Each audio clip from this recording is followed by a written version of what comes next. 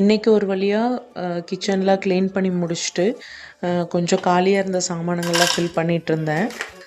ஏலக்காய் அந்த மசாலா ஐட்டம்ஸ் எல்லாமே கொஞ்சம் தீர்ந்துருந்தது. அது எல்லாமே வாஷ் பண்ணி வச்சுட்டு அதில் எல்லாமே ஃபில் பண்ணி வச்சாச்சு. இந்த சோம்பு வந்து கொஞ்சம் நிறைய யூஸ் பண்ணுறதுனால அது 2 கிண்ணத்தில் போட்டுட்டேன் நான்.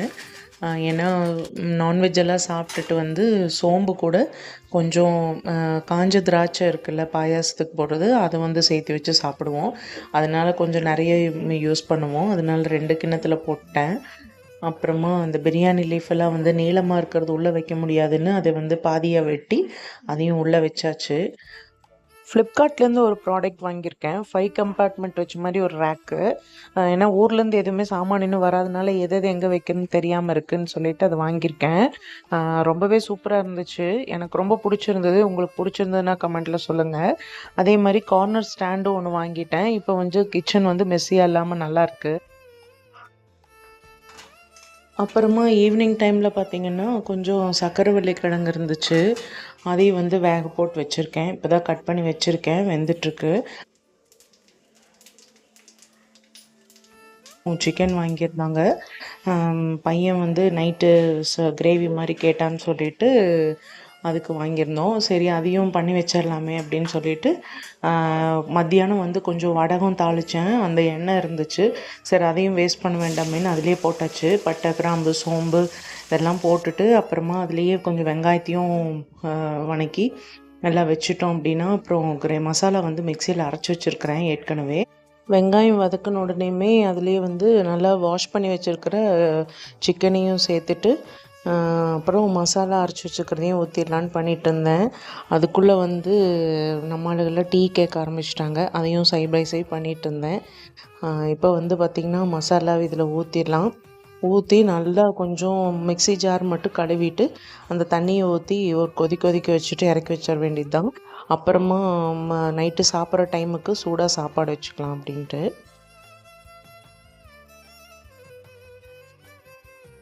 டீயும் வந்து கொதிச்சுட்ருக்கு. சாயந்தரம் ஆகிடுச்சு. எனக்கும் காலையிலேருந்து வேலை செஞ்சு ரொம்ப டயர்டாக இருக்குது அப்படின்னு சொல்லிட்டு டீ குடித்தா தான் நம்மளுக்கு சுறுசுறுப்பாக இருக்கும். இப்போ வந்து சிக்கன் வேலை முடிஞ்சிருச்சு.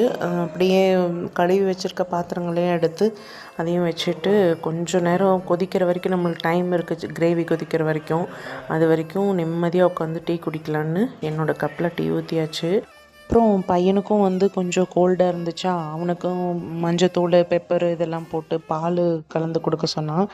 அதையும் வந்து கலக்கி அவனுக்கும் கொடுத்துட்டு நானும் வந்து உட்காந்து ஒரு 10 நிமிஷம் உட்காந்துட்ருந்தேன். அதுக்குள்ளே கிரேவியும் நல்லா வெந்துருச்சு.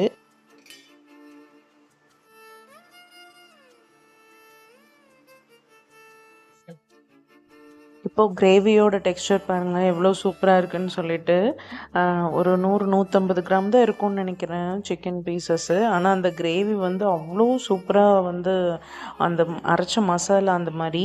அதுக்கான டீட்டெயில்டு வீடியோ வேணும் அப்படின்னு சொன்னால் கமெண்ட்டில் கேளுங்கள், கண்டிப்பாக போடுறேன். இப்போ வந்து நிறைய வேலை பண்ணிவிட்டு அப்படியே வீடியோ ஒவ்வொரு கிளிப்ஸாக ஒவ்வொரு சின்னதாக எடுத்துகிட்டு இருந்தங்காட்டியும் என்னால் இது வந்து ரெசிபி வந்து கண்டினியூஸாக போட முடியல.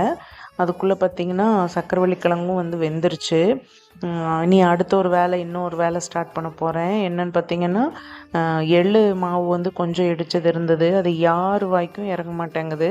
அதனால் கொழக்கட்டை மாதிரி செஞ்சு அது உள்ளே ஸ்டஃபிங் வச்சிட்டோம்னா ஈஸியாக சாப்பிட்ருவாங்க அப்படின்னு சொல்லிட்டு தான் சரி ரைஸ் வந்து கம்மியாக தான் வச்சுருந்தேன். சரி இதுவும் அடிஷ்னலாக இருந்துச்சுன்னா இது கொஞ்சம் சாப்பாடு கொஞ்சம் சாப்பிட்டுக்குவாங்க அப்படின்னு சொல்லிட்டு இதையும் சைட் பை சைட் பண்ணிகிட்டு இருந்தேன். உள்ளே வந்து எள்ளு மாவு கொஞ்சம் வச்சுட்டு கொழக்கட்டை மாதிரி வச்சு நம்ம விநாயகர் சதுர்த்திக்கெல்லாம் செய்வோம் இல்லையா, அந்த மாதிரியே வச்சாச்சு. நான் போகிற வீடியோஸ் எல்லாம் உங்களுக்கு பிடிச்சிருந்ததுன்னா மறக்காமல் லைக் பண்ணி ஷேர் பண்ணி கமெண்ட் பண்ணுங்கள். வில்லேஜ் பாட்டி சமையலுக்கு சப்ஸ்கிரைப் பண்ணிடுங்க. அப்போ தான் நான் போடுற எல்லா வீடியோஸுமே வந்து உங்களுக்கு நோட்டிஃபிகேஷனாக வரும். ஒரு வழியாக இன்றைக்கான வேலையெல்லாம் முடிஞ்சிருச்சு.